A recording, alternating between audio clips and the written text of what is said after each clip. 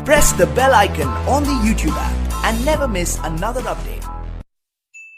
Hello guys, आप सब कैसे हो? वेलकम बैक आपका अपना चैनल केमिस्ट्री पॉइंट बाय विशाल सोनी।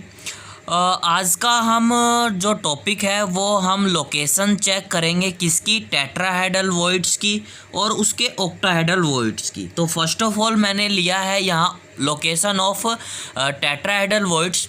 जो मैंने पिछले वीडियो में आपको बताया था कि HCP कैसे निकालते हैं और हमारा CCP कैसे निकालते हैं और उसका हमारा जो ओवरऑल स्ट्रक्चर का कोऑर्डिनेशन नंबर आता है वो कितना आता है और उसका जो हमारा पैकिंग एफिशिएंसी है वो कितनी थी।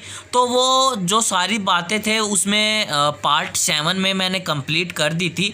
तो हमारा जो नेक्स्ट जो टॉपिक है बच्चों वो है हमारा लोकेशन ऑफ टेट्राहेड्रल वॉइड्स। ठीक है, आपको पता होगा कि जो टेट्राहेड्रल का स्ट्रक्चर कैसे बनता था बच्चों, ऐसे बनता था टेट्राहेड्रल का स्ट्रक्चर कि कोई एक पार्टिकल है, ठीक है, और उसके साथ वाला पार्टिकल है और उसके जो बैक साइड जो पार्टिकल रखा जाएगा वो यहाँ रखा जाएगा। ठीक है, जो हमारा ये वॉइड्स है, जो हमारा गैप है और एक उसके ऊपर हम पार्टिकल रख दे तो वो पार्टिकल मैंने यहाँ ऊपर रख दिया। ठीक है, इसकी वजह से हमारा क्या बना है, टेट्राहेड्रल वॉइड्स का स्ट्रक्चर बना है। ठीक है, तो जो हमारा ये जो गैप है, इसके गैप के कारण बच्चों ये एक ट्रायंगुलर जैसा शेप बना है। ठीक है, तो इसके कोऑर्डिनेशन नंबर कितने बन गए, 4 बन गए, 1 2 3 एंड 4। तो एक एग्जांपल के थ्रू आपको समझा देता हूँ कि मैंने ये स्ट्रक्चर कैसे बनाया है। हालांकि मैंने आपको पिछली बार बताया था कि कैसे किया था। जैसे एक पार्टिकल ये है, एक पार्टिकल ये है, ठीक है, और एक पार्टिकल उसके बैक साइड है। ठीक है, ये हमारा बन गया और एक पार्टिकल इसके बीच में रख दिया। ठीक है, ये जो बीच वाला जो पार्टिकल है ये मैंने ऊपर रख दिया। ठीक है, तो that is clear my point. अब हम चेक करेंगे कि लोकेशन ऑफ टेट्राहेड्रल वॉइड्स बनता क्या है, इसको हम क्यों डिफाइन करते हैं, इसकी हमें क्या ज़रूरत पड़ेगी, वो सारी बातें अब मैं आपको बताऊंगा। ये मैं आपको एक एग्जांपल के थ्रू समझाऊंगा। ठीक है, कि आप लोकेशंस ऑफ टेट्राहेड्रल वॉइड्स को हम क्यों पढ़ेंगे। ठीक है, इसमें हमारा जो क्या काम आएगा, ठीक है, जो ये गैप होता है ये क्या काम आएगा इस लोकेशंस के ज़रिए। तो फॉर एग्ज़ाम्पल एक मैं अच्छी बात बताऊंगा, आप ध्यान से सुनना। कोई हमारा एक सॉलिड है, मतलब फॉर एग्ज़ाम्पल आप आयोनिक सॉलिड मान के चलो।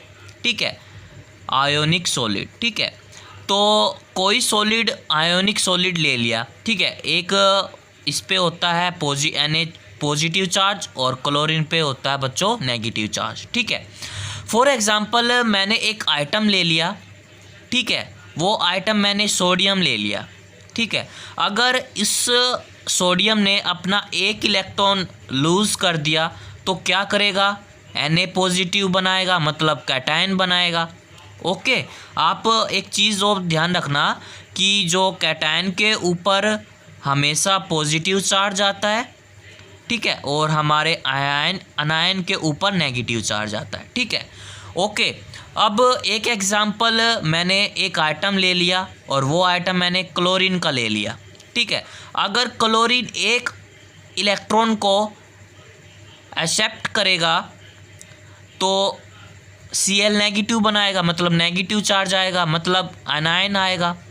ठीक है, अब क्या होगा बच्चों कि जो हमारा Na ने एक इलेक्ट्रॉन यूज़ किया तो Na पॉजिटिव बनाया, मतलब कैटायन बनाया, मतलब इस आइटम का साइज़ क्या हो जाएगा, छोटा हो जाएगा, इस कैटायन का साइज़ क्या हो जाएगा, छोटा हो जाएगा। एंड जो हमारा क्लोरीन था उसने एक इलेक्ट्रॉन एक्सेप्ट करा है तो उसका जो साइज़ होगा वो बड़ा होगा, किससे, आइटम से। तो फॉर इसको हम कैसे लिखेंगे कि हमारा जो आइटम है, ठीक है, एक आइटम तो छोटा होगा किससे, कैटायन से, और एक आइटम हमारा बड़ा होगा किससे, अनायन से। ठीक है, तो हमारा जो छोटा होगा वो बच्चों कैटायन होगा, उसका साइज छोटा हो जाएगा। क्यों होगा, क्योंकि उसने अपना एक इलेक्ट्रॉन लूज़ कर दिया है, उस पर पॉजिटिव चार्ज आ गया। और जो आइटम का जो आयन से ज़्यादा साइज़ बड़ा होता है वो होता है बच्चों हमारा आयोनिक। आयन होता है। ठीक है, क्योंकि इस पे नेगेटिव चार्ज होता है। अब आप कहोगे कि इस लोकेशन ऑफ टेट्राहेड्रल वॉइड से इसके जो मैटर आप पढ़ा रहे हो उससे क्या लेना देना है? बच्चों इसी से आपका लेना देना हो सकता है, हो सकता नहीं है, लेना देना है। कैसे?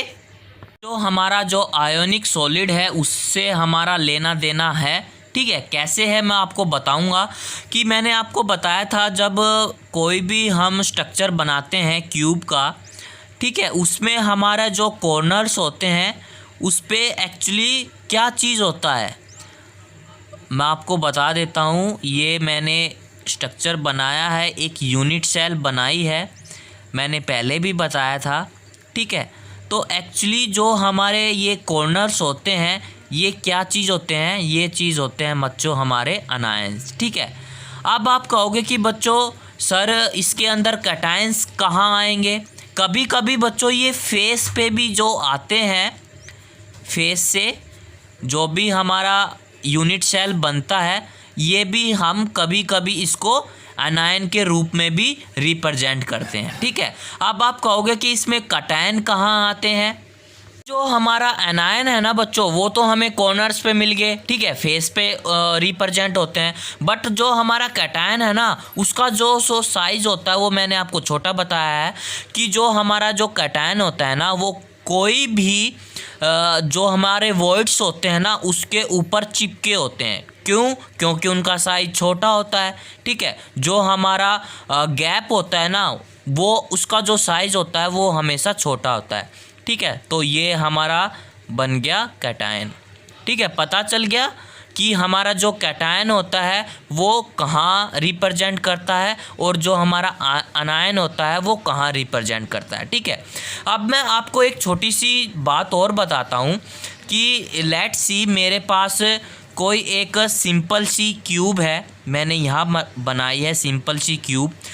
आप मेरे को बताना कि उसका जो बॉडी डायग्राम होता है, बॉडी डायगोनल, उसमें कितने रिप्रेजेंट होते हैं, कितने बॉडी डायगोनल होते हैं कोई एक क्यूब के अंदर। ओके, ये मैंने एक क्यूब बना दी है, सिंपल क्यूब। अब मेरे को इसके अंदर आप बताओ कि कितने बॉडी डायगोनल होते हैं।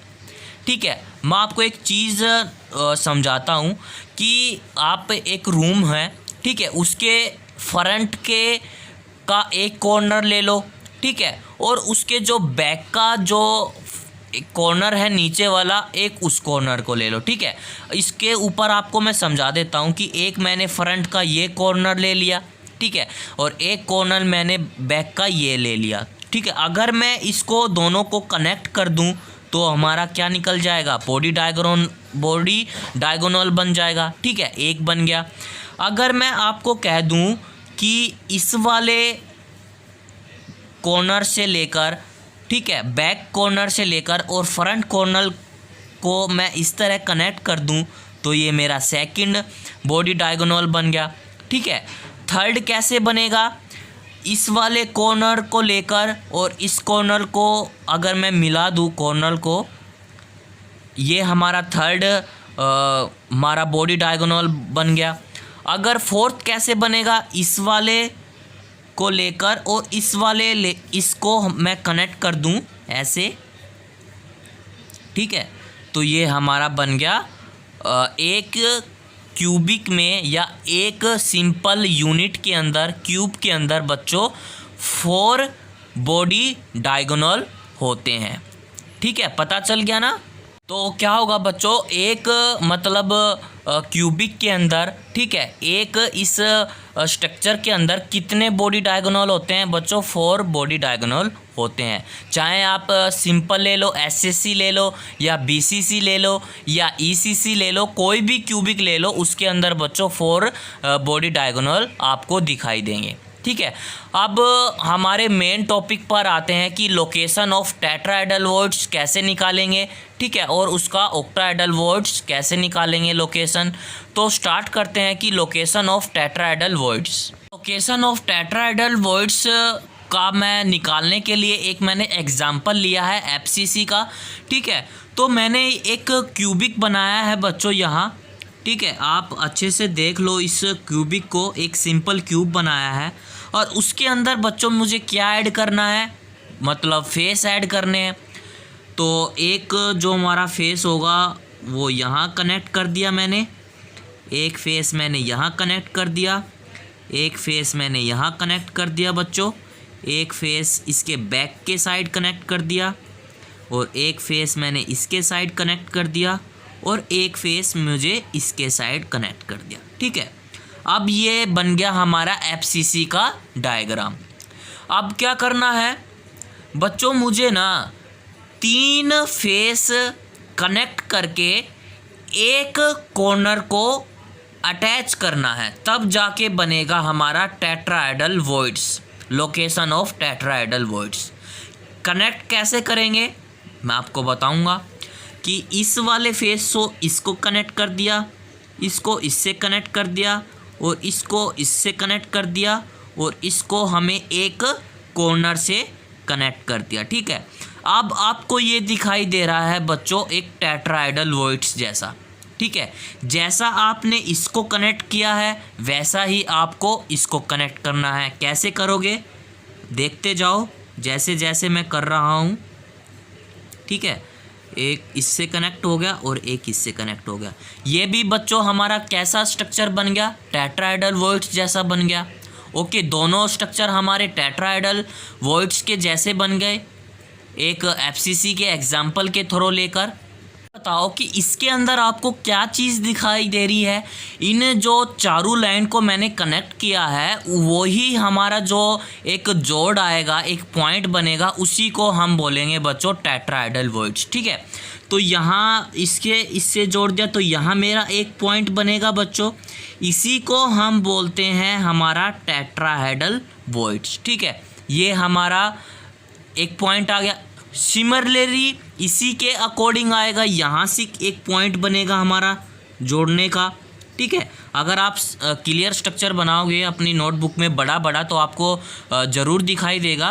तो ये हमारा एक बन गया हमारा टेट्राहेड्रल वॉइड्स। ठीक है, अगर आप इसके अंदर देखोगे तो कहीं ना कहीं बच्चों आपको यहाँ इस क्यूबिक के अंदर, बॉडी के अंदर आपको क्या मिलेगा, एक डायगोनल मिलेगा। तो आप कह सकते हो कि कोई भी यूनिट के अंदर यहाँ से आपको एक टेट्राहेड्रल वॉइड्स मिलेगा बॉडी के डायगोनल में। ठीक है, यहाँ मिल गया एक पॉइंट और एक पॉइंट हमें यहाँ मिल गया। हमें क्या करना है, देखो इस वाले क्यूब के अंदर हमारा फ्रंट वाला और हमारा जो बैक वाला जो हमने लाइन जोड़ी थी वैसे ही हमें बच्चों फ्रंट वाला और बैक वाले को हमें कनेक्ट करना है। तो हम इससे कनेक्ट कैसे करेंगे, ऐसे इसको हम कनेक्ट कर देंगे। ठीक है, तो बच्चों हम क्या लिखेंगे कि a tetrahedral is a form by 3 FCC particle, मतलब फेस सेंट्रल पार्टिकल प्लस एक कॉर्नर पार्टिकल से हमें एक क्यूब के अंदर कितने वॉइड्स मिले हैं, 2 वॉइड्स मिले हैं, मतलब 2 हमें टेट्राहेड्रल वॉइड्स मिले हैं एक क्यूबिक के अंदर। ठीक है, तो 3 तो हमें फेस से जोड़कर हमें एक कॉर्नर को अटैच कर तब जाके हमारा एक टेट्राहेड्रल वॉइड मिला है। ठीक है, वैसे ही हमें बैक में 3 फेसिस को कनेक्ट करके और एक इसमें कॉर्नर को ऐड करके तब जाके हमारा एक टेट्राहेड्रल वॉइड्स मिला है। ठीक है, तो आप कह सकते हो कि एक यूनिट के अंदर, मतलब एक क्यूबिक के अंदर हमेशा आपको 2 टेट्राहेड्रल वॉइड्स नज़र आएंगे। नेक्स्ट पॉइंट है बच्चों हमारा, we now that 4 body diagonal in 1 body diagonal have 2 voids. ठीक है, अगर एक क्यूबिक के अंदर 4 डायगोनल क्या बनाते हैं, फेस बनाते हैं, मतलब 4 बॉडी डायगोनल बनाते हैं एक क्यूबिक के अंदर, तो बच्चों एक क्यूबिक के अंदर एफसीसी के अंदर कितने वॉइड्स बनाएगा, कितने बनाएगा, 4 वॉइड्स बनाएगा बॉडी डायगोनल। तो टोटल हमारे कितने वॉइड्स बनेंगे, 8 वॉइड्स बनेंगे। ठीक है, ओके, तो हमारा बच्चों 8 टेट्राहेड्रल वॉइड्स इन 1 एफसीसी के अंदर। अब आप कहोगे कि इस वाले जो कॉर्नर को हमने अटैच करके एक टेट्राहेड्रल वॉइड्स बनाया है, क्या हम इसको इधर बना सकते हैं? क्या हम इसको इधर बना सकते हैं? क्या हम इसको इधर बना सकते हैं? और क्या हम इसको इधर बना सकते हैं? यस, बना सकते हैं, बट लेकिन आपके जो फेसेस हैं वो तो सेम रहेंगे, बट जो हमारा कॉर्नर है वो अलग हो जाएगा। मतलब जो हमारा कॉर्नर है वो चेंज हो जाएगा। इसको बच्चों घुमाकर आप इससे ऐसे रख दो, ठीक है। इसको आप घुमा के बच्चों इसको आप ऐसे रख दो। इससे आप अगर यहाँ कॉर्नर बनाया है तो इसको रख कर आप इस वाले को ऐसे घुमा सकते हो, इस वाले को आप ऐसे घुमा सकते हो, ठीक है। तो आप ऐसे भी इसको निकाल सकते हो टेट्राहेड्रल वॉइड्स, ओके।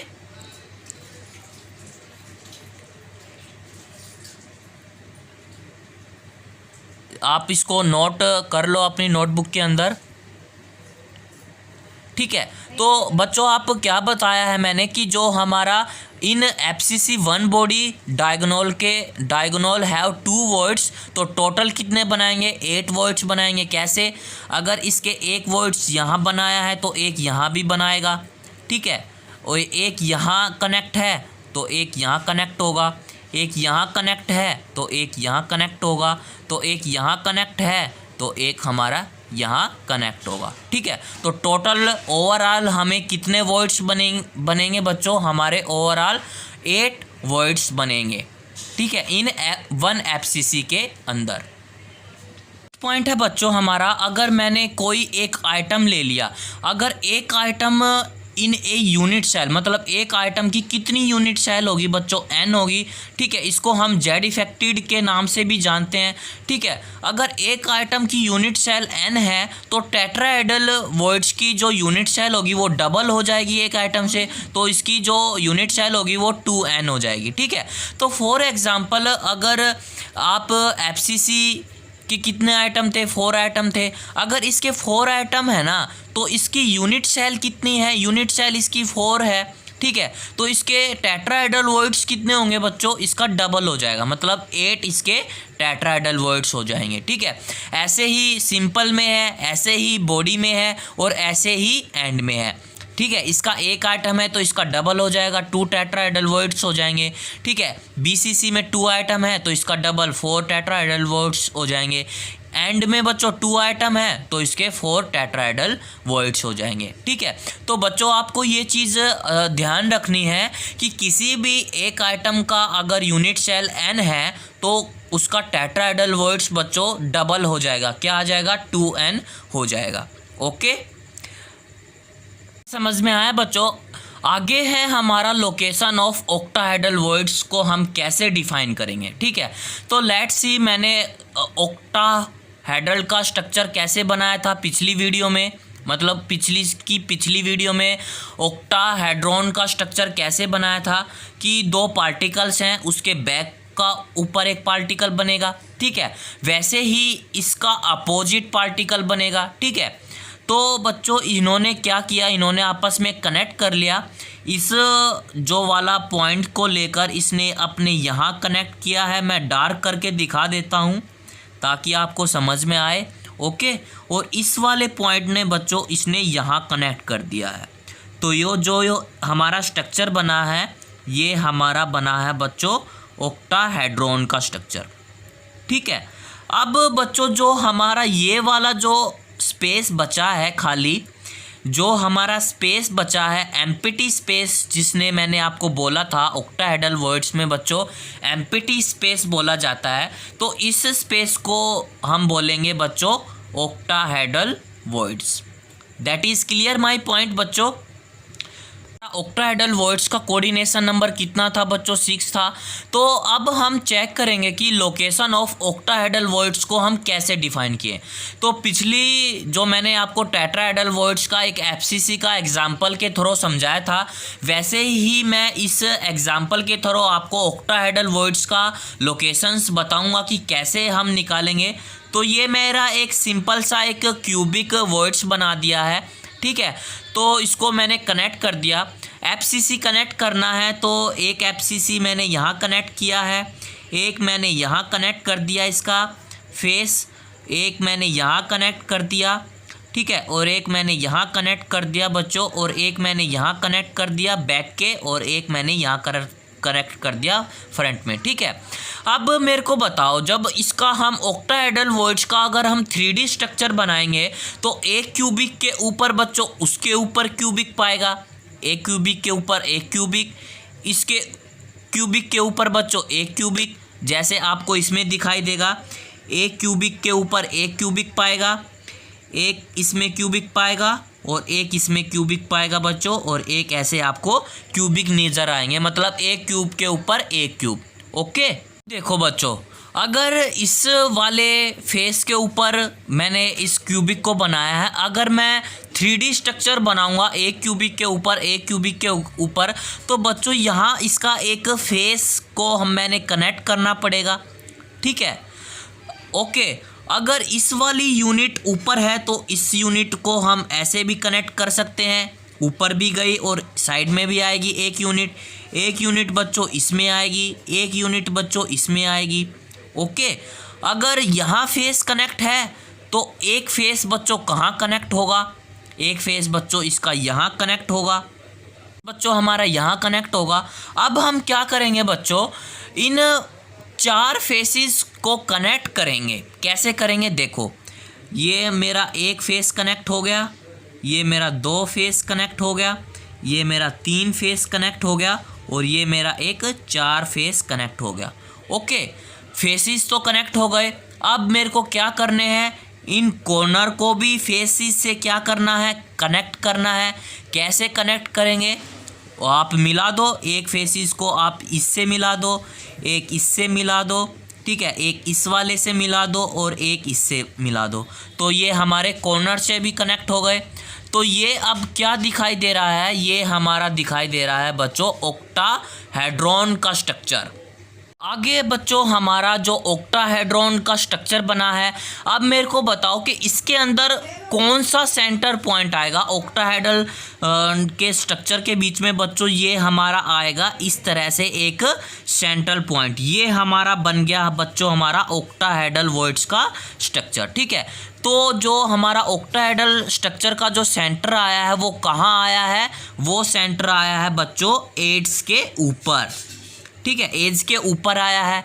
अब ये कैसे मिलकर बना है, कितनी यूनिट से मिलकर बना है बच्चों, एक यूनिट से, 2 यूनिट से और एक 3 यूनिट मिलकर ये हमारा ऑक्टाहेड्रॉन का स्ट्रक्चर बना है, ठीक है। तो कैसे लिखेंगे कि फ्रॉम 1 यूनिट ली है मैंने, उसके अंदर 2 फेजेस होंगे और उसके अंदर 2 कॉर्नर होंगे। ओके, प्लस में हमारा 2 faces particles from different adjoin two unit cell, मतलब हमारे जो आस पड़ोस से मिलजुल कर हमने एक ऑक्टाहेड्रॉन का स्ट्रक्चर डिफाइन किया है।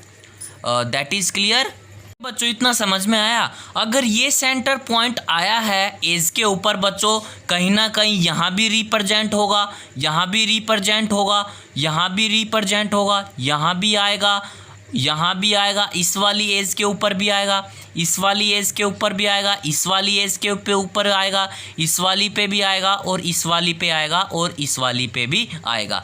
मतलब हमारे टोटल 12 एज के ऊपर हमारा क्या आएगा, एक FCC का या एक ऑक्टाहेड्रल वॉइड्स का स्ट्रक्चर आएगा, मतलब सेंटर पॉइंट आएगा, ठीक है।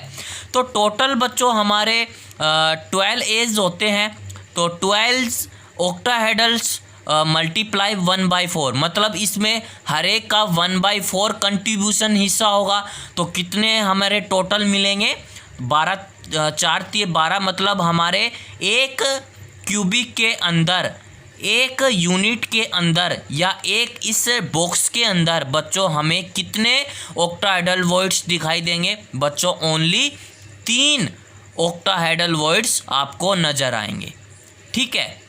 That is my clear point बच्चों। आपका इस को आप नोटिस कर लो या इसको लिख लो बच्चों, आपको आगे काम आएगा। ठीक है, अभी तक कोई दिक्कत बच्चों मेरे प्यारे नन्हे से बच्चों? ओके बच्चों, हमारी पिक्चर ख़त्म नहीं हुई है। ठीक है, टोटल कितने बने हैं यहाँ? 3 ऑक्टाहेड्रल वॉइड्स बने हैं। नहीं बच्चों, अब अगर हमें एक और वॉइड्स बनेगा, किस पे? बॉडी सेंटर पे बनेगा एक वॉइड्स। यहाँ मैंने एक डायग्राम बना दिया है एक क्यूबिक के अंदर। यहाँ मैंने इस क्यूबिक को बना दिया, इन सारे फेसिस को मैंने कनेक्ट किया है। ठीक है, जो हमारा बीच वाला जो पॉइंट मिलेगा वो होगा हमारा ऑक्टाहेड्रल वॉइड्स। ठीक है, तो 6 face of a unit cell, तो एक हमारा बॉडी पे मिला है तो हमारा प्लस क्या हो जाएगा? 1 ऑक्टाहेड्रल। तो टोटल हमें कितने वॉइड्स मिले हैं बच्चों? 4 ऑक्टाहेड्रल वॉइड्स मिले हैं। किसके थ्रो कर रहे हैं हम ये एग्जाम्पल? FCC के थ्रो हम ये एग्जाम्पल कर रहे हैं। ठीक है, फेस सेंटर क्यूबिक के थ्रो हमने ये ऑक्टाहेड्रल वॉइड्स बनाए हैं। आपको ये स्ट्रक्चर नहीं बनाना आता है तो मैं एक बार फिर से बना के दिखा देता हूँ यहाँ ऊपर। ठीक है, ताकि आपको अच्छे से समझ में आ जाए। तो फर्स्ट ऑफ ऑल एक सिंपल क्यूबिक बना दिया मैं, फटाफट बनाऊँगा आप स्ट्रक्चर। आप मेरे पेन की तरफ देखते जाओ बस ओनली, और समझते जाना। ठीक है, ये मेरा एक क्यूबिक बन गया है और यहाँ मैंने क्या किया है? फेस ऐड कर रहा हूँ अब। ओके, अब क्या करना है मेरे को? इन फेसिस को मेरे को ऐड करना है ऐसे। ठीक है, ऐसे हमें ऐड मिल गया है और इससे मैंने ये कनेक्ट कर दिया। ये वाले फेस से लेकर ऐसे कनेक्ट करो और ऐसे। ठीक है, और इस वाले से ऐसे और ऐसे। ये हमारा बन गया एक फेसिस ऑक्टाहेड्रल का स्ट्रक्चर। जो हमें बीच में एक पॉइंट मिलेगा ये हमारा बनेगा ऑक्टाहेड्रल वॉइड्स का स्ट्रक्चर। ठीक है, तो टोटल हमारे कितने वॉइड्स बने हैं? 4 ऑक्टाहेड्रल वॉइड्स का स्ट्रक्चर बना है कोई एक क्यूबिक के अंदर। क्या क्लियर करना है बच्चों? हमें आइटम निकालना है किसी भी यूनिट सेल का। मैंने एक आइटम लिया है, उसका हमें जेड इफेक्टिव निकालना है, तो एन आ गया। ठीक है, ऑक्टाहेड्रल वॉइड्स का बच्चों सेम मैंने एन क्यों लिख दिया? आप देखो पीछे मैंने FCC में बच्चों कितने जेड इफेक्टिव होते हैं? 4 होते हैं, और उसके ऑक्टाहेड्रल वॉइड्स कितने निकल के आए हैं? 4 निकल के आए हैं। तो दोनों कितने क्या हो गए बच्चों? सेम आपको दिखाई दे रहे हैं। तो इसका जो यूनिट सेल होगा वो n होगा, और जो इसका ऑक्टाहेड्रल वॉइड्स होगा वो भी हमारा n होगा। ठीक है, लेट्स सी, जो BCC के 2 जेड इफेक्टिव होते थे तो ऑक्टाहेड्रल भी बच्चों 2 ही होंगे। SCC में 1 है तो इसका भी 1 होगा।